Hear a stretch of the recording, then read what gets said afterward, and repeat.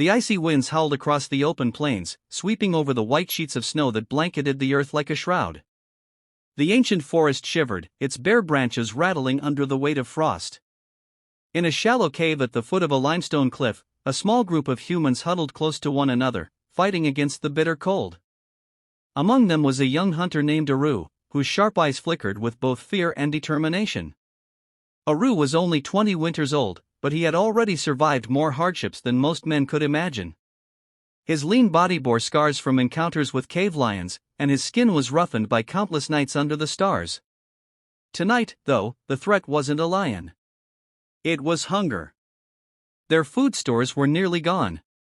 The dried meat and berries they had carefully gathered during the warmer moons were all but finished. Even the roots they had dug from the frozen ground were no longer enough to feed everyone. Aru looked at his mother, Neha, who lay on a bed of animal hides. Her breath came in ragged gasps, her face was pale. She had given most of her share of food to the children, and now she was too weak to stand. Beside her, two small children, Aru's younger brother Daro and sister Ina, tried to keep warm by pressing against her body. Daro's cheeks were flushed with fever, and Ina whimpered in her sleep. Aru clenched his fists. He knew he could not watch them die. Tomorrow, he would hunt, no matter the cost. That night, as the moon rose high and cast a pale glow into the cave, Aru sat by the fire, staring into the flickering flames. The fire was a gift from the sky, something his ancestors had discovered by watching lightning strike the dry grasslands. Now, it was their greatest defense against the cold and the beasts that prowled in the darkness. As he watched the embers dance, he remembered the old stories his grandfather used to tell. Stories of the great spirits, of the first humans who had learned to make tools from sharp stones, who learned to paint on cave walls to ask for luck in hunting, who learned to listen to the whispers of the wind and the cries of the animals. Aru closed his eyes. He prayed to those spirits now, his voice a silent plea drifting into the dark winter sky. At dawn, Aru wrapped himself in a thick fur cloak made from the hide of a woolly rhinoceros his father had once killed. He took his spear, whose tip was carefully carved from flint and tied securely with sinew. The spear was his most prized possession, a symbol of his survival and his bond with the earth. Without a word, he slipped out of the cave, feeling the crunch of snow beneath his feet.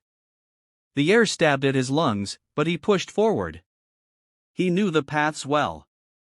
His father had taught him the tracks of reindeer, the trails of aurochs, the secret places where rabbits hid beneath the snow. But today, the forest was eerily silent. No calls of birds, no distant snorts of wild boar. Only the low groan of trees creaking under the frost. Aru pressed on, carefully examining each bend in the trail. His mind was sharp, replaying every lesson he had learned: how to spot broken branches, how to read the patterns in the snow, how to move without a sound. Hours passed. His stomach growled, but he ignored it. Suddenly, his eyes caught a faint movement.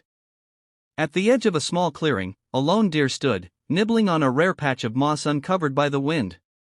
Aru lowered himself, becoming part of the forest.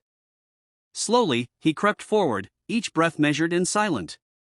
The deer's ears twitched, sensing something was wrong, but before it could leap away, Aru lunged forward and hurled his spear. The weapon flew straight, piercing the deer's side. It let out a strangled cry and stumbled. Aru rushed forward and, with trembling hands, delivered the final blow. As he knelt beside the deer, he felt a surge of gratitude. He placed his hand on its head and whispered a thank you to its spirit, as his ancestors had always done. This kill would mean life for his family. It would mean one more sunrise. Aru dragged the deer's heavy body across the snow, every step exhausting. The cold bit at his face, but the thought of Neha, Daro, and Ina waiting for him gave him strength. When he finally reached the cave, he collapsed at the entrance. The others rushed out, eyes wide with both relief and hunger. Elder Rani, the oldest woman in their group, began to chant prayers of thanks as they lifted the deer inside. With practiced hands, they skinned it, careful not to waste a single part. The meat was roasted over the fire, the hide set aside for future clothing or bedding. The bones would be shaped into tools, and the sinew used for tying spears. That night, for the first time in many days, they ate until their bellies were warm and full. Neha's color returned slightly, and the children's giggles echoed in the cave. Aru felt a heavy weight lift from his chest. But deep inside, he knew that this was only one battle. The world was harsh and unforgiving. Even now, he could hear the distant howls of wolves, hungry and patient, waiting for any sign of weakness. A few days later, as the snow began to thaw slightly, Aru and the others decided to move.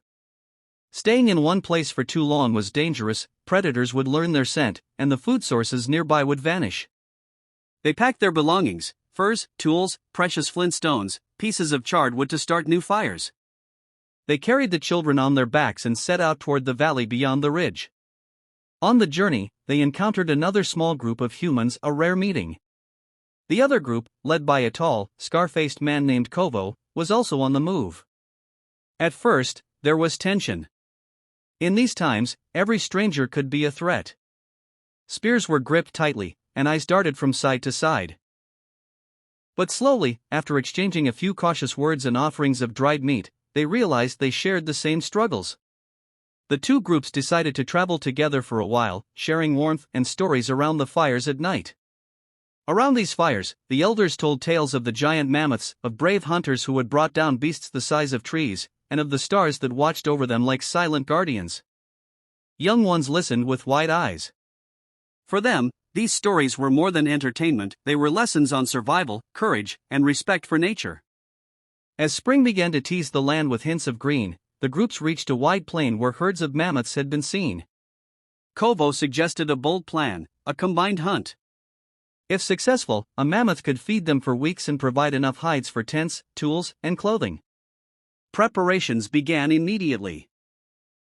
Aru and Kovo led the warriors, crafting new spears with sharper stone tips and reinforcing them with fire-hardened wood. The women and elders set traps and dug pits along the edges of the plain. On the morning of the hunt, the warriors painted their bodies with mud and ash to hide their scent and blend into the earth. They formed a large semicircle, slowly pushing the mammoth herd toward a narrow gorge where escape would be difficult. The ground trembled as the mammoths roared and trumpeted, their massive tusks sweeping aside bushes and rocks. Sweat poured from Aru's forehead as he sprinted alongside Kovo, shouting, waving torches, pushing the frightened giants closer and closer to the traps. Finally, one mammoth, a young male separated from the herd, stumbled into a pit. Aru and Kovo rushed forward, spears ready. The battle was fierce and dangerous. One swipe of a tusk could kill a man instantly. After many tense minutes and many deep wounds to the creature's flanks, the mammoth finally fell silent. The warriors cheered, some falling to their knees in exhaustion and relief.